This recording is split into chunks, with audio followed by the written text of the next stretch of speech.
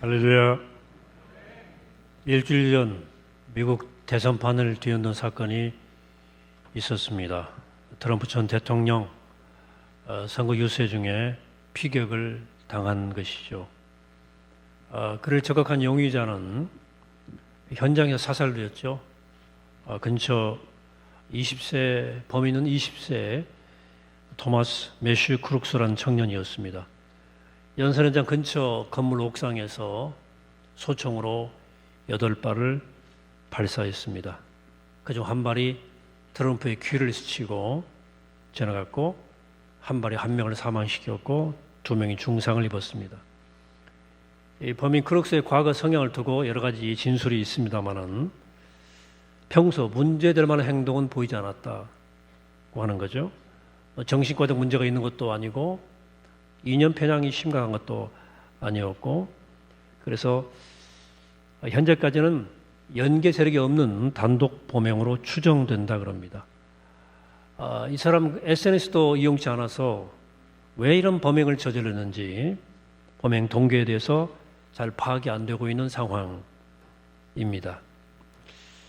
그러나 뭔가 그 안에 깊은 불안과 분노가 있었기 때문에 이런 행동을 하지 않았겠습니까?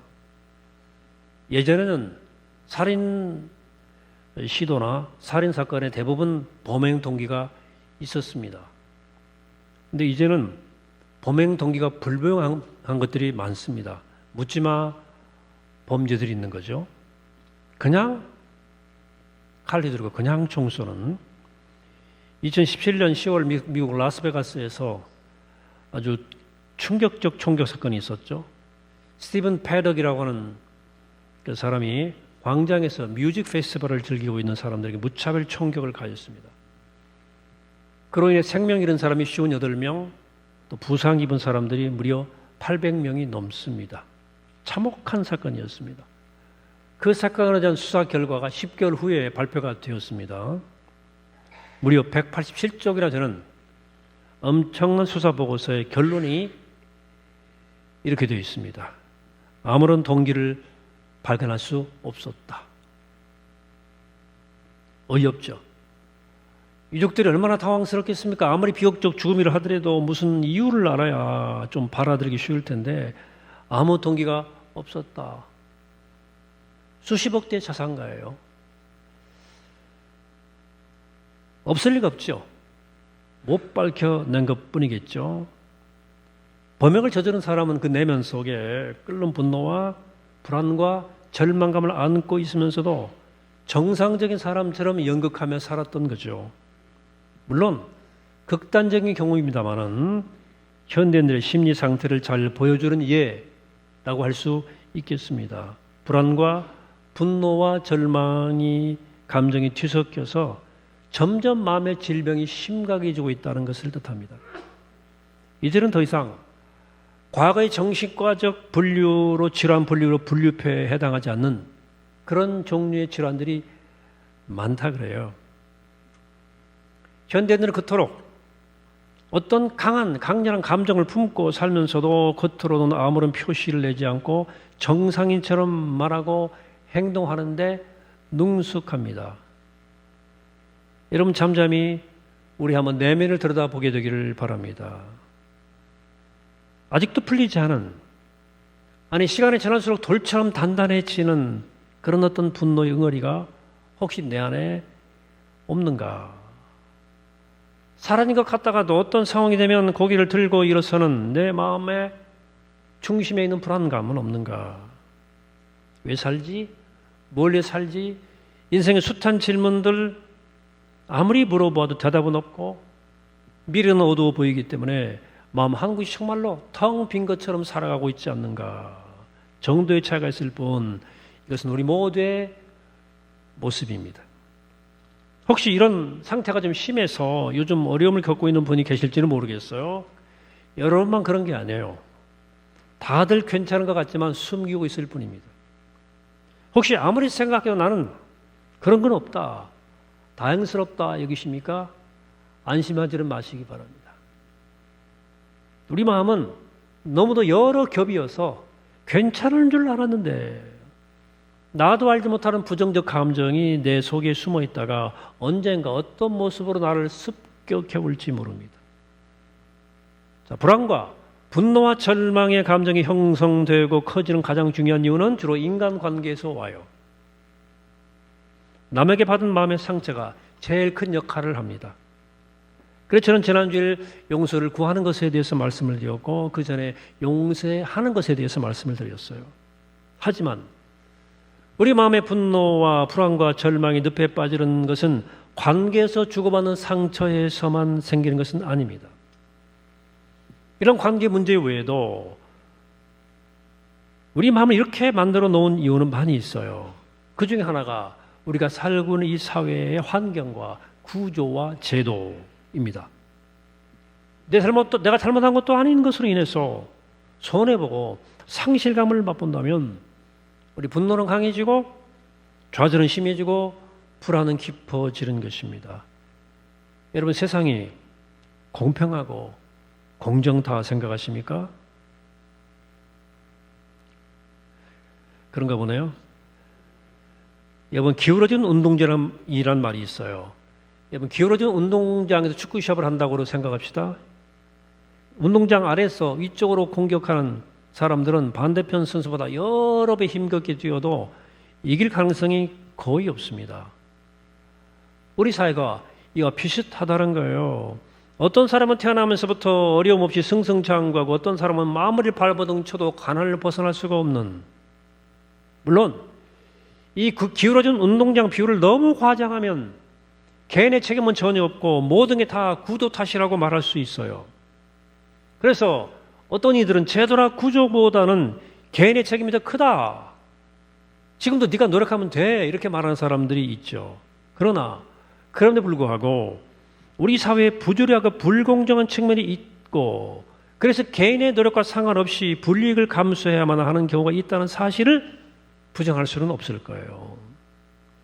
내 잘못과는 관계없이 주어진 불리한 조건, 내 힘만으로는 극복하기 어려운 불리한 조건이 있습니다. 신체적인 장애일 수도 있고 머리가 좋지 않은 머리일 수도 있고 불우한 가정 환경일 수도 있습니다. 그 불리함이 너무도 심해서 개인의 노력이 아무런 변화를 만들어내지 못할 때 억울해요. 너무 억울해요. 그래서 그 감정이 심해지면 세상을 향해서 분노해요. 분풀이하려고 싶어져요. 자, 우리 중에는 이 기울어진 운동장 위쪽에서 살아온 분들이 있을 거예요. 좋은 지능을 타고났다거나 유복한 가정 환경에 자랐다거나 그리고 좀 뒤를 봐준 든든한 줄이 있는 사람들이 있죠. 그런 사람들은 큰 어려움 없이 제법 잘 나갑니다. 반면에 우리 가운데는 운동장 아래쪽에서 치열하게 살아온 사람도 있을 거예요. 그렇게 해서 어느 정도 상황을 그냥 반전시킨 분도 있어요. 그렇죠? 대단하죠? 혹은 이길 수 없는 싸움에서 지쳐서 절망하는 분들도 있어요. 저는 어린 시절 기울어진 운동장 위쪽에서 살자랐나 싶어요. 아버님 비교적 고위직 공무원이셨으니까 금수저까지는 아니어도 최소한 은수저는 되었을 것 같아요. 흑수저 아니죠? 비교적 유복한 어린 시절 또 청소년 시절을 보냈어요. 근데 아버님이 공무원 그만두시고 서울로 이사 오시고 국영기업체 좀 몇 년 계시다가 퇴직금으로 사업을 시작하셨는데 평생 공무원 하셔서 그런지 성실하신데 고지식하세요. 그 사업에 실패하셨어요. 그래서 어머니와 저희 가족들이 조금 고생 좀 했죠. 서울 생활 만만치 않았던 거예요. 그래서 저 역시 청년 시절에 우리 집이 이 운동장 아래쪽일지 모르겠다는 생각을 한 적이 있어요. 그 세상이 참 공평하지 않다는 생각도 했어요. 가끔 성실하게 살아가는 사람들이 어려움을 겪는 모습을 보고 세상이 참 부조리하다, 불의하다라고 분노를 느끼기도 했습니다. 또 상상 이상으로 정말 어려운 삶을 살아가는 이웃들을 제 눈에 들어오기 시작했어요. 사실 우리가 사는 이 세상이 기울어진 운동장처럼 이렇게 불공평해진 이유는 아담과 하와의 죄로 인한 결과예요. 태초에 에덴 동산은 평평한 운동장이었습니다. 서로 잘 어울려서 춤추듯 살아가도록 세팅되어 있었어요. 그런데 아담과 하와가 욕망이 들어가지고 욕망을 못 이기고 하나님께 등을 져서 세상은 기울어졌어요. 아름다운 춤판이 전쟁터가 되고 버리고 말았습니다. 이 기울어진 삶, 이 운동장이라는 현실은 새하늘 새 땅이 임하기 전까지는 변하지 않을 거예요. 그때가 오기까지 어느 정도의 불공정과 부정의는 인간 존재의 엄연한 실존이고 현실이다. 인류 역사에서 이 현실 한번 뒤집어 보기 위해서 수많은 혁명이 일어났어요. 그러나 그 혁명은 언제나 또 다른 기득권층을 낳았고 실패하고 말았습니다. 이 현실은 마지막에 새하늘 새 땅이 이루어질 때나 고쳐질 거예요. 그렇게 돼야, 그때가 돼야 이 세상의 질서가 바로 서게 될 것이고, 모든 경쟁은 그치고 모두 함께 손잡고 처음 추었던 그 춤의 세상으로 돌아가겠지요. 그러므로 하나님 믿는다는 것은 한편으로는 기울어진 우리의 현실을 그대로 직시하는 것이고, 한편으로는 새하늘 새 땅을 소망하고 바라보는 것입니다. 우리 할 수만 있다면 하나님의 공의를 따라서 기울어진 운동장을 어떻게든 바꿔보려고 노력을 하지만, 그것이 불가능하다면 기울어진 운동장으로 인해서 희생하고 낙오하는 사람들을 보듬어 줘야 돼요. 도와줘야 돼요. 이것이 하나님 믿는 사람들이 이 세상을 살아가는 방식입니다. 레기 15장에 희년법이 나옵니다. 안식일은 며칠 7일마다 모든 인간의 노력을 내려놓고 하나님이 우리 인간을 삶을 주관하신다는 고백을 하는, 그리고 하루를 누리는 그런 의미로 주어진 날이고, 안식년은 7년마다 경작하던 밭을 쉬게 하므로 그 밭의 생산성을 회복시켜주고 하나님이 모든 것을 책임지신다고 공급한다는 사실을 기억하는 해입니다. 그리고 안식년이 7번 반복되고 나서 그 다음에 즉 50년째 되는 해, 실제는 49, 50년째 되는 해를 가리켜서 희년이라고 했습니다. 이 해에는 모든 빚을 탕감해주고 노예를 풀어주고 그동안 다른 사람으로부터 산 밭을, 토지를 원주인에게 돌려주는 해입니다. 주빌리, 희년입니다. 처음 가나안 땅에 이스라엘 백성이 정착했을 때 모든 사람에게 똑같은 분량의 토지를 나눠줬어요. 평등하게. 근데 살다 보니까 이러저런 이유로 토지를 팔고 돈을 만들어야 되는 상황이 이래저래 발생하는 거예요.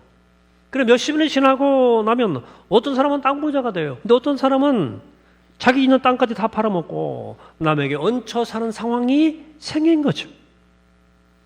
그래서 50년마다 한 번씩 그동안 사들인 모든 토지를 원주인에게 돌려주어서 다시금 새로운 출발점에서 다시금 시작하라. 이게 희년법이에요. 자, 희년이란 말은 기쁘리 있자, 기쁨의 해라는 뜻인데, 이 기쁨의 해라는 말의 기쁨은 없는 사람에게만 해야 된다는 뜻입니다. 기득권자들에게 희년은 재앙이나 똑같아요. 다 돌려주라는 거니까. 자, 그러면 50년마다 한 번씩 이렇게 하라고 하는 하나님의 뜻은 무슨 뜻일까? 부하가난이 대물림 되지 않게 하라는 뜻이에요. 한 50년 좋은 조건에 태어나서 한평생 잘 먹고 잘 살았으면 그 부가 자손들에게까지 이어지지 않도록 하라는 얘기입니다. 다음 세대는 적어도 다시금 출발점으로 돌아가서 남과 똑같은 선상에서 시작해보라는 뜻입니다. 그러니까 이 희년법을 만드신 하나님의 속뜻은 뭐예요? 인간의 타락한 그 경쟁사를 인정하시면서도 그 타락성 때문에, 욕망 때문에 한없이 타락하는 것은 막아보라는 얘기예요. 현실은 어느 정도 부조리하고 불공정하지만 그것을 당연히 여기거나 그것을 영속화시키지를 말아라. 오늘 읽은 누가복음 4장 말씀에 예수님께서는 공생을 시작하시면서 나사렛 회당에 설교자로 초청받으셔서 이사야 예언 중에 말씀을 펴서 읽었어요. 오늘 4장 18절입니다. 주의 성령이 내게 임하셨으니 이는 가난한 자에게 복음을 전하게 하시려고 내게 기름을 부으시고 나를 보내사 포로된 자에게 자유를, 눈먼 자에게 다시 보게 함을 전파하며 눌린 자를 자유롭게 하고 주의 은혜를 전파하게 하려 하였더라. 여기 마지막 은혜는 50년째 되는 희년을 뜻합니다. 하나님은 이사를 통해서 장차 메시아가 오시면 희년에 일어날 일들을 이루게 되실 것이라 예언했고, 그것이 은혜의 사건이라는 거예요. 은혜. 이 말씀을 주님 읽으시고 아무 말하지 않고 다시 자리에 가셔서 앉으셨어요. 사람들이 궁금해 여겨서 예수님을 주목했습니다. 설교자가 성경만 읽고 들어갔으니까 의아했던 거죠. 사람들이 주님에게 집중하자 예수님이 딱 한마디만 하십니다. 21절이에요. 이 글이 오늘 너희 귀에 응하였느니라. 이게 무슨 말이죠? 이 글이 오늘 이루어졌다. 당신이 오실 메시아 바로 그분이고, 그리고 당신을 통해서 이사를 통해서 예언된 그 희년 사건이 이루어질 것이라는 말씀입니다. 50년마다 한 번씩 실행되었던 희년의 사건이 메시아인 자신을 통해서 이제 매일의 사건으로 일어나게 될 거다. 매일 은혜 사건이 일어날 거라고 말씀하신 거예요. 이 말씀대로 예수님 공생의 기간 동안 끝없이 낮은 곳, 그늘진 곳, 어두운 곳, 냄새나는 곳을 찾아다니셨습니다. 당시 유대 사회에서 기울어진 운동장 가운데 낮은 곳으로 돌아다니신 거죠. 가난한 사람, 연약한 사람, 내몰린 사람, 병든 사람, 소외된 사람들을 주로 만나셨어요. 그 운동장에서 패배하고 밀려나고 낙오된 사람들에게 예수님은 하나님 나라를 보라고 말씀하셨습니다. 우리가 전 이 삶의 현실이 이 현존이 실제가 세상의 전부가 아니다. 그가 비교할 수 없는 정의롭고 은혜로운 하나님의 나라가 있다. 결국은 그 나라가 우리가 사는 이 기울어진 질서 운동장을 집어삼킬 거라. 새하늘 새 땅이 온다 이렇게 말씀하신 거예요. 그 일이 지금 당신을 통해서 일어나고 있음을 말씀하시면서 병든 자를 고치시고 가난한 사람들에게 용기를 주시고 절망에 빠진 사람들에게 희망을 불어넣어 주셨습니다. 이게 예수께서 선포하신 복음적 삶의 내용이에요. 죄로 인해서 깨어진 세상에서 상처난 사람들과 함께 살아가는 우리는 예수께서를 통해 죄사함 받고 성령의 능력으로 우리의 죄성을 치유받습니다. 그리고 하나님의 사랑을 받은 자들로서 이 세상의 상처를 치유하며 살아가기를 애쓰는 사람들입니다. 때로 어쩔 수 없는 조건 때문에 억울함을 당해도 짓눌리지 않습니다. 할 수만 있다면 이 세상을 아름다운 거룩한 질서로 바로잡기 위해서 힘쓰고, 그것이 여의치 않다면 그 상황에서 정롭게 살아가도록 힘씁니다. 그리고 우리 주님처럼 이 세상에서 밀려나고 실패한 사람들을 찾아 위로하고 격려하고 회복시키기 위해서 노력을 합니다. 새하늘 새 땅이 임하기 전까지 우린 그렇게 이 땅에서 하나님의 나라를 실현시키기 위해서 정의롭고 은혜로운 세상을 향해서 우리는 살아가는 그리스도인들입니다. 성실하게 사는 젊은 두 부부가 있었어요. 부부가 있었는데 10년을 열심히 살아도 벌었는데 전세를 못 벗어나는 거예요. 남편도 일하고 아내도 일하면서 성실하게 살았거든요. 내 집 마련이 안 되는 거예요. 두 부부가 하루 남산에 올라갔어요. 수많은 빌딩, 수많은 집, 수많은 아파트가 쫙 펼쳐지는 남산 꼭대기에서 푸념이 절로 나와요. 저 수많은 아파트 중에 우리 집은 없네. 이 집 없는 분들은 공감이 되실 거예요. 이들에게 선교 여행의 기회가 주어졌어요. 크리스천이어서. 그 현장에서 가난과 절망이 뛰던 절대 가난의 현장의 상황을 만납니다. 우리가 만난 인도의 달릿들이나 미얀마의 토시민민 같은 굶주린 죽은 오지의 아이들을 만나면서 자기가 얼마나 많은 것을 가지고 있는지 새삼 알게 되었다는 거예요. 그들은 저 까마득한 절벽 아래에서 기호를 엄두도 못 내고 있는데 자기는 그래도 오를 만한 언덕을 오르고 있다는 느낌이 들었어요. 저도 마찬가지입니다. 어느 여느 목회자들처럼 목회자가 다 그래요. 가끔 상대적 결핍감을 느낄 때가 있습니다. 아시아 오지를 다니면서 그 철대의 가난을 똑똑히 목격하면서 빚진 자구나 하는 생각을 절절히 했습니다. 그래, 나의 것을 나보다 못한 환경에 있는 이들과 함께 나눠야 한다는 생각이 제 머리를 떠나질렀습니다. 물론 여전히 주님께서 말씀하시고 제 마음의 양심이 말하고 있는 것만큼 다 하지를 못하고 있지만 늘 제 마음의 부담이에요. 또 목회라고 하는 작은 운동장에서 보면 저는 어느새 운동장 위쪽쯤 서 있어요. 물론 더 큰 바다에 나가니까 좀 저도 아래쪽이긴 하지만 어쨌든 그런 위쪽에 서 있어요. 그래서 제가 서 있는 운동장 아래쪽에 있는 목회자들 어떻게든 도와야 된다. 부담이 저를 떠나지 않습니다. 도시의 작은 교회나 농어촌 교회 목회자들 최저 생계비에 못 미치는 생활비로 살아갈 분들이 꽤 있거든요. 같은 목회자를 부름받았는데 어떻게 저런 사람을 두고 내가 어떻게 방치해도 되나? 이만 부담 때문에 제가 나름대로 이 노력을 하고 있는데 이게 참 어려운 일이더라고요. 믿음이 좋다는 사람들 중에서 축복 논리에 빠져 있는 사람들이 있습니다. 내가 소유하고 누리고 있는 것을 하나님이 주신 축복이라고만 생각하는 축복 논리죠. 자신의 축복을 자신이 제법 거룩한 삶을 산 열매라고 생각하고 자신의 소유를 축복이라고만 생각하고 하나님께 드릴 것과 이웃과 나눌 것에 대해서는 심각하게 생각하지 않는 경우가 많습니다. 아예 그런 책임감도 느끼지 못하는 사람들도 많습니다. 운동장 아래편에 살고 있는 사람들이 얼마나 많은 사람들이 분노와 불안과 그걸 품고 살고 있는지 알려고 하지 않습니다. 알아도 나하고는 관계없다고 생각합니다. 무슨 홍수에 떠내려간 나하고 무슨 관계가 있겠어요? 축복 논리의 반대편에 청지기 논리가 있습니다. 내가 누리고 있는 모든 것이 하나님의 뜻이 있어서 내게 맡긴 것이라고 하는 믿음이죠. 이 논리에 따르면 우리의 물질적인 번영과 성공과 지식과 능력은 우리의 거룩함과 아무 관계가 없어요.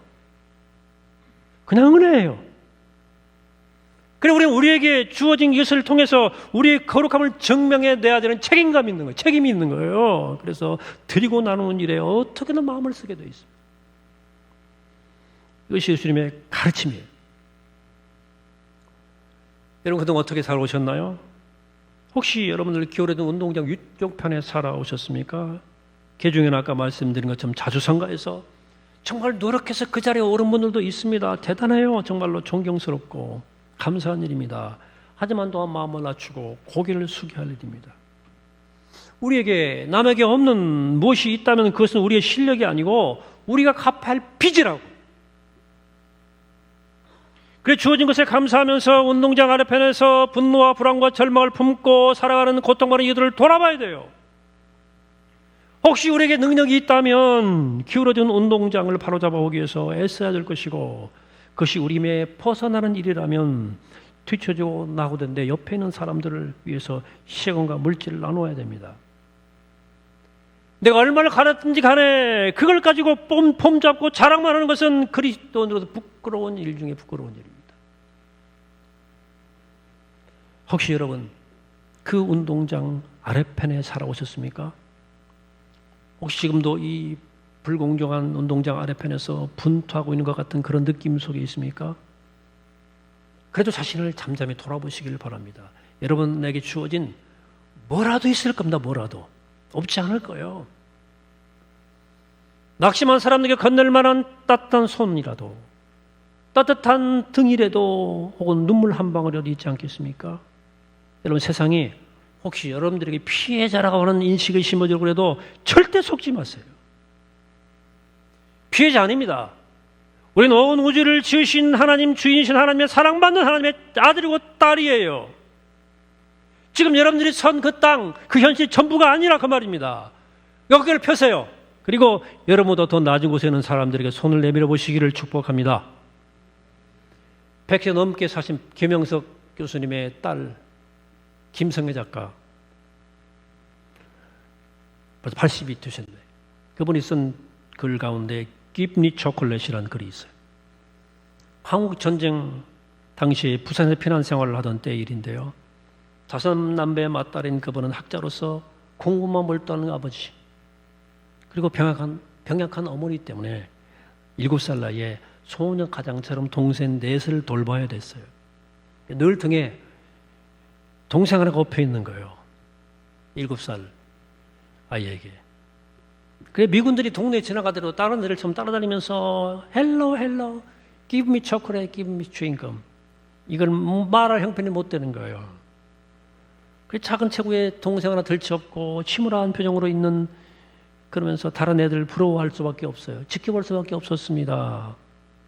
어느 날부터인가 미군 병사 한 사람이 가끔 그 집을 방문하는 거예요. 그 병사는 달라고 다녔는데 껌도 갖다 주고 초콜릿도 주고 때로는 인형도 갖다 주고 바비 인형. 그런 거예요. 얘가 너무 불쌍했던 거죠. 그게 보인 거죠. 그래도 어느 날 그 병사가 찾아왔을 때 그 김성의 어린이 등에 아무도 엎혀있지 않는 거예요. 그 병사가 웃으면서 얘를 벌쩍 들더니 자기 등에 딱 한동안 업어주었어요. 너도 내가 한번 업어줄게. 아이는 그 병사의 따뜻한 등과 그 등의 볼과 가슴을 기대면서 외롭고 힘든 나날 중 마치 천국에 온 것 같은 평안과 안식과 용기를 얻었답니다. 그 이후로 그 병사는 그 집에 다시 나타나지 않았어요.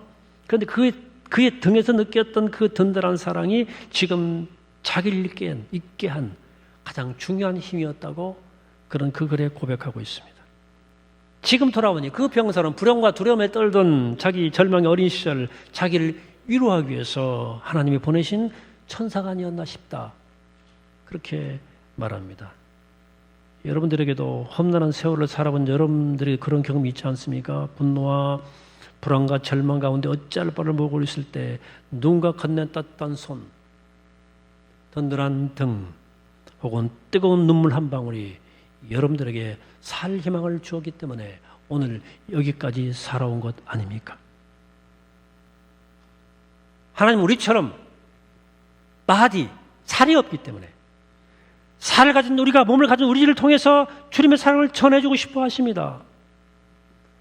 그렇다면 그동안 살아오면서 나는 그런 의미가 되어준 일이 있습니까? 내가 누군가에게 따뜻한 손, 든든한 등 혹은 뜨거운 눈물 한 방울이 되어주신 적이 있냐? 하나님의 사랑을 나눠준 일이 있냐? 그 말씀입니다. 우리가 정말 하나님을 알고 믿는 사람들이라면 그렇게 살아주지 않겠어요? 바라기는 우리 모두에게 하나님의 은혜와 사랑이 뜨겁게 살아있어서 하늘 땅이 오는 그날까지 정의롭고 은혜로운 세상을 향해서 뚜벅뚜벅 걸어가는 우리 모두가 되기를 이 시간 주의 이름으로 간절히 축원합니다. 도와주시겠습니다. 걸어가신 하나님, 하나님의 사랑받은 자녀로서 우리 가슴에 뜨거운 사랑과 깊은 자부심을 가지고 살게 하시고 새하늘 새 땅이 올 때까지 이 땅을 바르게 살게 하시고 나누고 살게 하시고 사랑으로 살아 주님 오시는 날 잘하다 칭찬받는 거룩한 믿음의 종들 되게 축복하여 주옵소서. 감사드리옵고 우리의 생명이시고 부활이신 예수 그리스도 이름으로 기도합니다. 아멘.